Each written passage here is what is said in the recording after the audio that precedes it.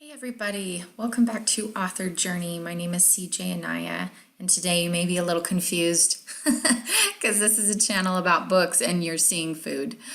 The reason why I am bringing up healthy living and healthy eating is because of some very good questions I've gotten from a couple of friends. One who struggles with ADD, another who has really horrible brain fog and very tired, lack of motivation. I have found many times when I'm struggling to write, well, millions of factors can come into that. It can be emotional, you can be stressed. A lot of times though, for me, it's just not eating right or not eating healthy. And ever since dealing with cancer, before I was eating healthy, but I've really been conscientious about diets, or rather lifestyle choices that will help me fight cancer, but also prevent it from coming back. And a happy side benefit of that is I'm not dealing with the brain fog that I was dealing with before. It was increasingly difficult for me to write. And it had nothing to do with outlining. I could outline, I knew exactly what needed to be written. I just couldn't, and I lacked lots of motivation and I was sick. But I have found through eating healthier that this has helped me quite a bit. And I think I've talked about that in other videos, but I just wanted to address these questions also because some of my friends who have issues with attention deficit disorder or any other people who have changed their eating lifestyle choices, they notice differences in what they're eating. Now, I'm not a doctor, but all I can do is speak from experience. I don't know your body type or what you can eat or what you can't eat. It's just going to be different for everybody. And not all lifestyle choices fit people, it's not a one size fits all. But my daughter does struggle with attention deficit disorder. And even though many of the doctors that I have talked to have said that the red 40 in foods and the yellow dyes don't affect it, what I found is that it does to some extent, kill off the DHA in the brain. And I have noticed, just because we wanted to experiment, I was willing to do any prescription medications they gave us, but I also wanted to see what diet changes would do. It helps her with her asthma. It's also helped her a lot with focus, which is so key for authors. So I just wanted to bring it to everyone's attention, not to dispute doctors or what they're saying and not to claim that I'm one, because I'm not, but just to tell you what we're doing and what's working for us. And maybe if you haven't tried anything like a low carb diet or a keto diet, maybe it would be something that could help you throughout your author journey, because an author journey is not just about writing. It's about the process, and it's about finding balance in your life, being able to handle stress, being able to handle illness, making good choices for you, and feeling inspired to write and focusing. I've noticed that this has helped me so much. So I kind of wanted to share what I've been doing lately. I've actually lost 10 pounds, which wasn't my goal. I was not trying to lose weight. Every time I try to lose weight, I can't. So I got that out of my head real quick. I just wanted to eat something that would help with the cancer and get me on the track to not having it again, just detoxing and cleaning out my system and just eating really healthy. So I'd heard about keto, but I'd never tried it before. I started doing it for, I don't know, it's been about a month and a half, 2 months, and I've really enjoyed it, mainly because as I was looking at it, they were talking about how you're really focused on eating high fat and low carbs, and they had me at high fat. Mainly they had me at bacon, so I don't like cutting bacon out of my diet. If you're a vegetarian, you can do veggie keto diets. So, and you may not like me if you are vegetarian, but I was just sitting there thinking, I can have bacon and eggs a lot and mushrooms and all of these things that I love, when before I was just counting calories and it was so hard for me. I didn't understand. I thought I had to do low fat everything. So the idea is that your body is actually burning fat instead of insulin. And I could give you the science behind it, but this guy actually explained it really, really well. I found his YouTube channel. I've been following it like crazy because he seems to be an authority on this. And he really explained what keto does, and it made a lot of sense to me. I've always noticed throughout my life that I deal with a lot of headaches and migraines, especially after I eat things that have high carbs. And I knew that there was a correlation there, but I just didn't know how to combat it. And I wasn't very motivated until I just couldn't, I couldn't write because I couldn't think. It seemed like once lunchtime hit, I'd eat, I'd get so sleepy, so tired, horrible headaches, and then I wouldn't be able to write. So, and that was the time that I needed to write. So I was realizing that food and what I was putting into my body was really having a horrible effect on my writing time, and that needed to change. So once I started understanding that when my insulin was spiking, I was getting headaches, and I was having problems, I realized that maybe this particular diet would actually be really helpful for me.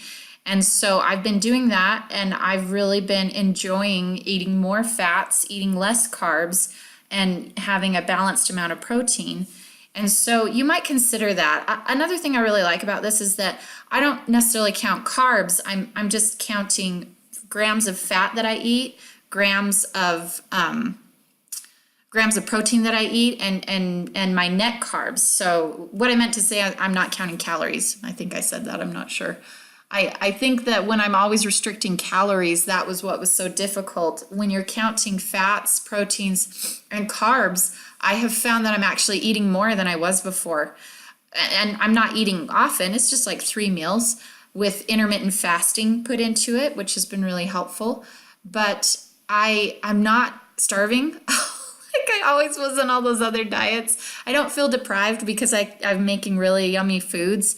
And I have found that this is actually working really, really well. When I say intermittent fasting, basically what I'm doing is I'm eating from noon to 8 in the evening, and then I don't eat, all night long because I'm sleeping, and then I don't eat until noon the next day. So it's 16 hours of fasting and then 8 hours of just eating what I need, which actually really works for me because it's hard for me to eat breakfast. I get going, I get busy, and sometimes I just don't feel very good in the morning to eat it. So when I can make that period of 12 to 8 in the evening, that 8-hour period of eating really works well for me. And I've enjoyed that so much. I think the thing that's always been really hard for me is staying away from sweets. And so doing this keto diet and finding all of these different recipes, finding the right sweets and the right sugars with the right amount of net carbs, that's also been really helpful. So I don't want to go into a huge detailed explanation because I'm not a master of this yet. I'm not a doctor. I'm not anything really. I'm just an author trying to find ways to be healthy so that I feel good enough to write, basically. And I know that sometimes people are like, well, what does health have to do with anything? It has to do with everything, really. If you don't feel good, you don't feel motivated to do anything. And if you don't feel motivated to write, you're just never going to get that book done. And if you don't feel clear-headed enough to outline, you're never going to get that book done. So this is one thing that I'm doing that I've really enjoyed. I've tried a lot of different healthy lifestyles and eating lifestyles, and I think this one is the one that has really resonated with me the most. I know that some people can't do it. There are certain people with certain types of diabetes who can't. If you're pregnant, definitely don't. But just research it more. Find something that is going to be really, really helpful for you to overcome that brain fog and to manage stress. You'll find that what you put in your body has a lot to do with the way you're feeling. If you haven't figured out already, I feel like that's taken me a lifetime to learn. And I wish I would have learned it in my teen years. It would have made life a little easier. But maybe you check out this guy. He's fabulous. He's an expert on it. And let me see if I can find okay, so it's Thomas. I'm not sure how to say his last name. But check out that if you're interested in doing this. If any of you have done keto or you've enjoyed it or you have some thoughts or things to share, that would be great. I love doing keto shakes. You can find those at Walmart, really good keto protein shakes that are delicious. Drink it with almond milk. One thing that I love to make that my kids love is this keto low-carb chicken pot pie. I just made it last night. It's delish. It's so good. And I don't really slow cook the chicken. I'm kind of lazy. I go to Walmart and I get the roast chicken and then just break it up and put it in there. I have to find hacks, ways to do things a little bit faster. I'm a mom of 4, so. And then, of course, this is always... I love sugar so much. It's my downfall. But you can make really healthy keto snacks. I've made this. It was delicious. It was so good. And you can find things where you're using sugars that are actually healthy for you and you're not eating too many carbs all at once. I do this chocolate chip mug cookie thing that's so good, and it's only like 3 net carbs, and it's delightful. It tastes really nice. And so I'm able to satisfy that sweet tooth. I don't feel like I'm being deprived. I think the thing that's really difficult for people when they change their lifestyle when it comes to eating, they feel so deprived, like, oh, I can't eat these things now, I can't have that. And I think you just need to work your way around it. What can I do? Keto, you know, that's now my motto is, sure, let's do birthday cake, but what can we do keto? You know, what can we make that will be healthy and tasty and is not going to make it so that I go into this sugar coma and then can no longer write, you know, the 5 or 6 chapters that I need to write this week. So I wanted to share this with you guys. You can check out this website right here. It's really fun. I've been doing a lot of research. None of these are affiliate links. I've just been doing some fun research trying to learn this, and I have found that I hate cooking, but I've actually really enjoyed this, finding new ways to make recipes, doing it with my kids, getting them excited about it and educating them on this. It's starting to help us. And with all the questions I get about how to push through exhaustion and brain fog and how to focus just so you can sit down and write, I'm starting to realize that this really is very applicable to all of us. So if any of you are struggling with low energy or brain fog, not being able to focus, attention issues, just feeling like you need to sleep after you eat, you might consider this. I think that you would find it really, really beneficial. And there are ways to do keto with dairy and ways to do keto without dairy. So just decide what your restrictions are. I know some people are lactose intolerant. Some people do not want to do meat. And so you can do keto in a variety of ways. So I just wanted to let you guys know that. That is my helpful hint for the week. The next video, we're going to be getting back to character arcs and studying that, but I just kind of want to keep you updated on this. And also, my cancer's almost gone. Yay. No more tumor. Yay. So that's done, and we're just doing some detoxing here and there, and I'm starting to feel amazing. So for all of you who reached out to me and told me you were keeping me in your prayers, thank you so much for that. It's so kind. You don't even know me, and you're thinking of me, and I appreciate that. So you guys have a wonderful day. Be sure to subscribe if you're new to the family, and be sure to like this video if you thought it was helpful. We'll talk to you guys later. Bye-bye.